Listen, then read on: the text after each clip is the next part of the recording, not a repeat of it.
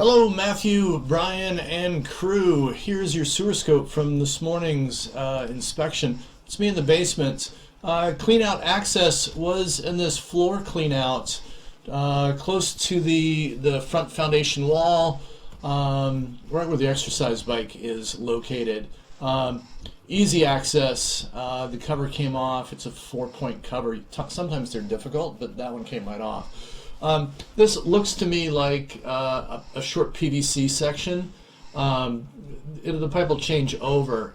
We're fighting two things with the quality of this video.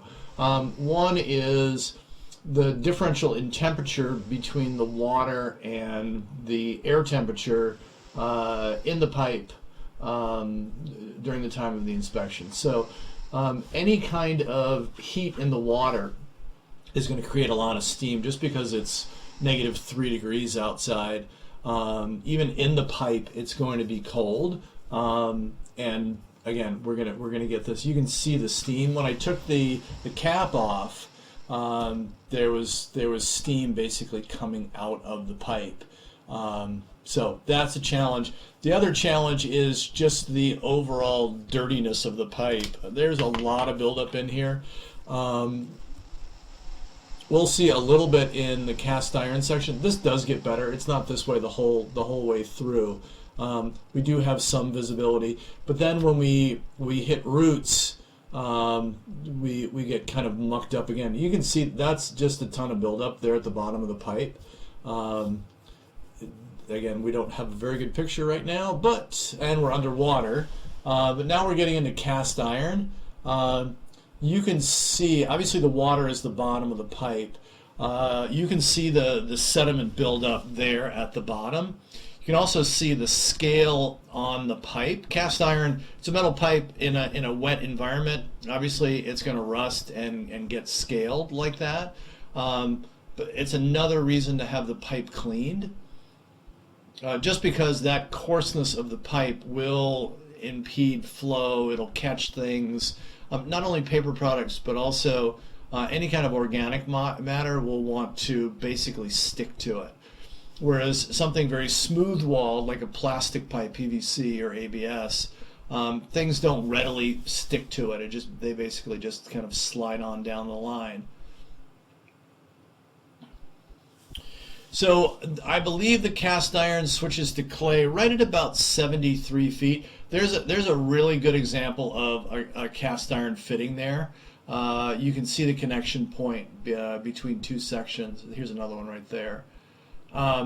Just in a few more feet, we're going to see how we're holding water here. That up ahead, somewhat lighter, that's just a mass of roots. Nearly completely blocking the pipe.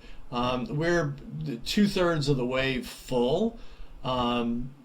So again, like I said earlier today, we're at that point where those roots, just because it is completely covering the diameter of the pipe, really is going to start grabbing stuff. Any kind of paper product or anything like that. God forbid a flushable wipe, which are not flushable, gets put down the drain.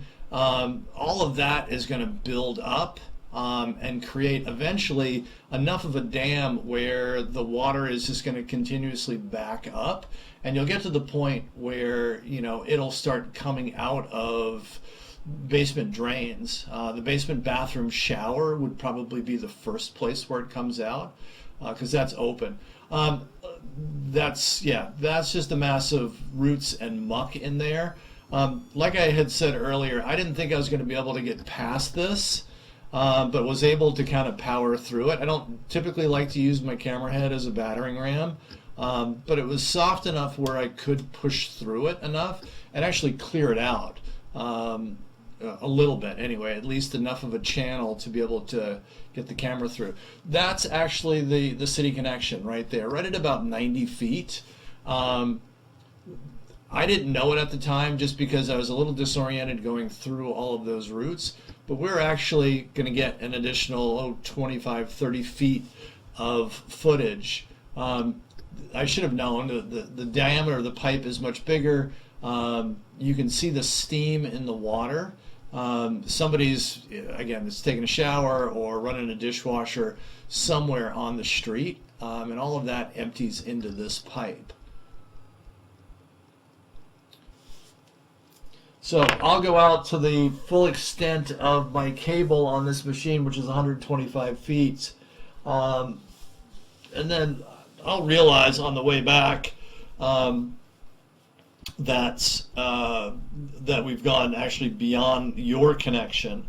So you've got some bonus footage here that'll end up in the director's cut for the anniversary DVD of this sewer scope.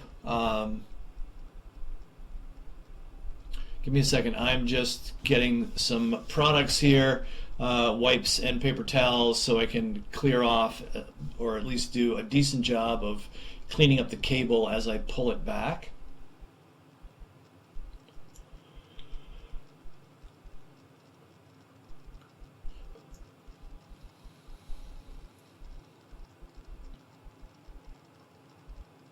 I'm going to keep the camera rolling here as I pull back. I'll jump out here in a second, but I want to show you again where the city connection is. And again, because I pushed through that massive roots, and it's probably 3, 4, 5, 6 sections of pipe where you've got root growth coming through. There's a city connection right there.